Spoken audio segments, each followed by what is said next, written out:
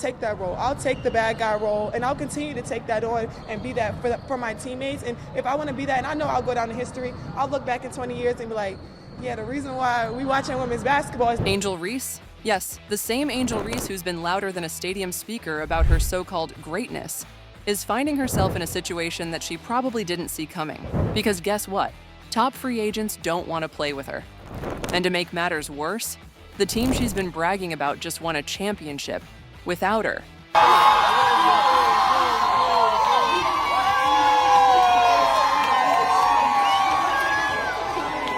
That's right. She sat out, they balled out, and now she's acting like she carried them to victory from the bench. Aaron, you got any one picture? Sweet. I literally asked, are you on Rose Beach?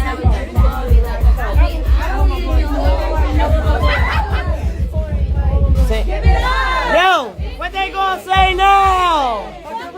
What they gonna... Rosebud, talk to me! Let's break it all down.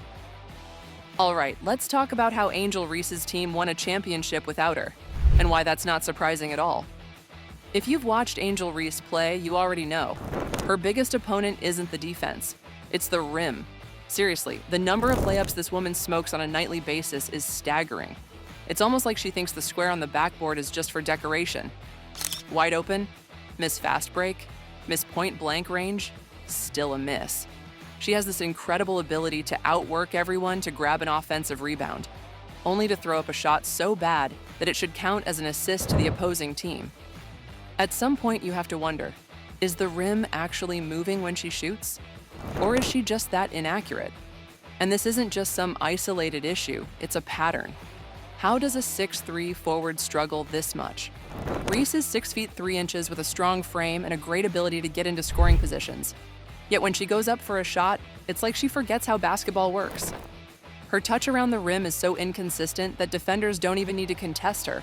They just have to wait for the inevitable brick and grab the rebound. It's why she relies so heavily on putbacks, because she usually needs 2 or 3 tries before the ball finally drops in. This lack of offensive efficiency was a major reason why her team actually played better once she was out of the picture. Before Reese stepped away, her team had been struggling to find rhythm. Possessions would stall because of her need to force shots inside. Defenses would collapse on her, knowing full well that even if she got a good look, there was a 50-50 chance she'd miss it anyway. Once she was gone, the ball moved better. The offense wasn't clogged up in the paint. Players who could actually finish around the rim got more touches. And most importantly, they started winning. The team didn't have to worry about her missing 3 layups in a row or killing momentum with a forced low-percentage shot. They simply played basketball the right way, and it worked. So when they finally won the championship, it wasn't a coincidence. They weren't celebrating Angel Reese. They were celebrating the fact that they had finally escaped the brick fest she brought to every game. And yet, she still took credit.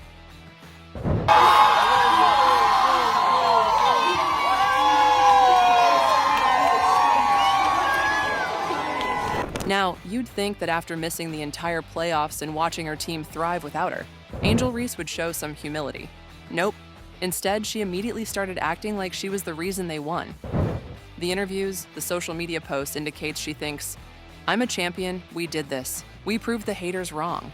Excuse me? We? Who is we? Because the only thing you contributed to that championship run was absence.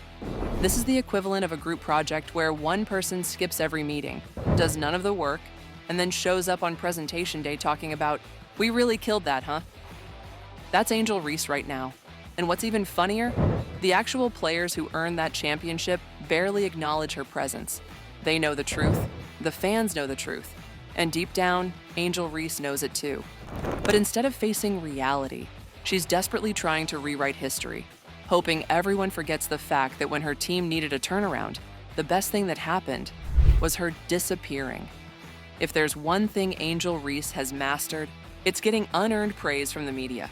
She could miss 10 layups in a row, shoot 30% from the field, and be a complete defensive liability. And yet, sports media will still find a way to push her as if she's some dominant force in women's basketball. It's almost impressive how much they cover for her. They downplay her inefficiency. They ignore her flaws. They hype up every accomplishment like she's breaking barriers.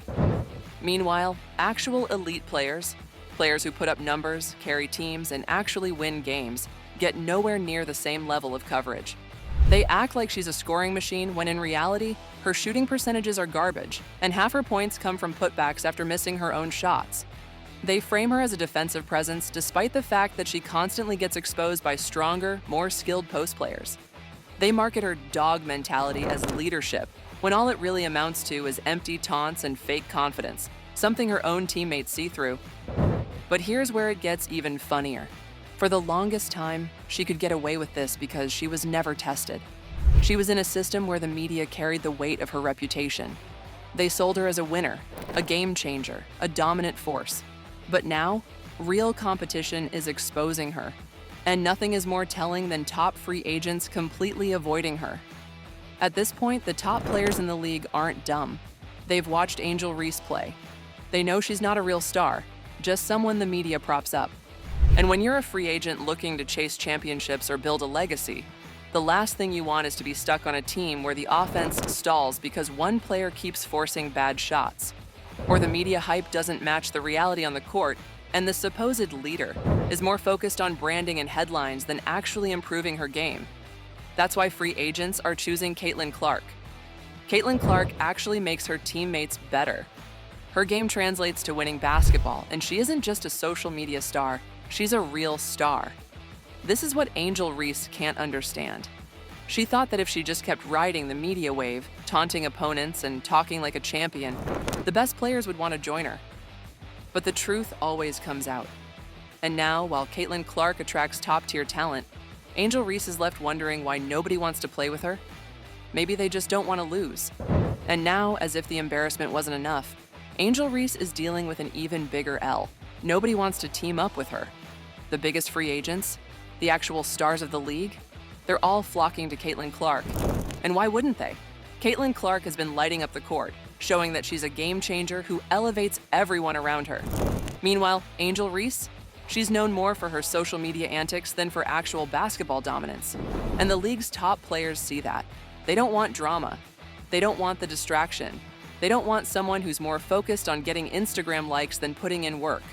So when Reese's team started reaching out to top free agents to build a super team, crickets.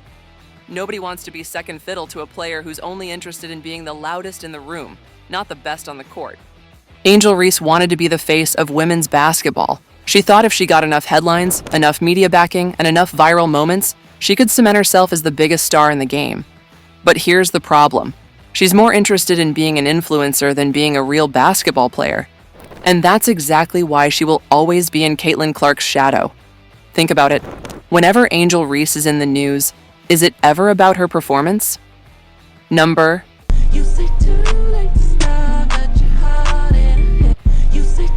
It's always about her social media presence, her brand deals, her personality. She's on TikTok, she's on Instagram, she's at fashion events. She's making headlines for everything except basketball. And when she does make basketball headlines, it's never about her skill. It's always about her taunts, her trash talk, or some fake rivalry she's trying to push. Compare that to Caitlin Clark. Caitlin Clark is making headlines for dropping 40 points in a game. Caitlin Clark is making headlines for record-breaking assists and clutch performances. Caitlin Clark is making headlines because she's actually good at basketball. Meanwhile, Angel Reese plays like someone who squeezes in basketball practice between photo shoots. Her finishing is inconsistent. Her defensive effort comes and goes. Her footwork is shaky. Her basketball IQ is nowhere near Clark's level. That's why no matter how hard she tries to sell herself as the star, she can never escape Caitlin Clark's shadow. Because when the dust settles, talent always wins.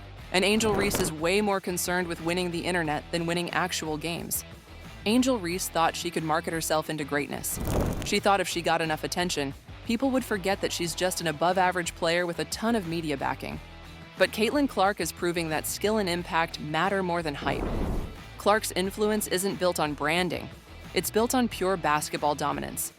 And that's why, years from now, when people talk about this era of women's basketball, they'll talk about Caitlin Clark's legacy.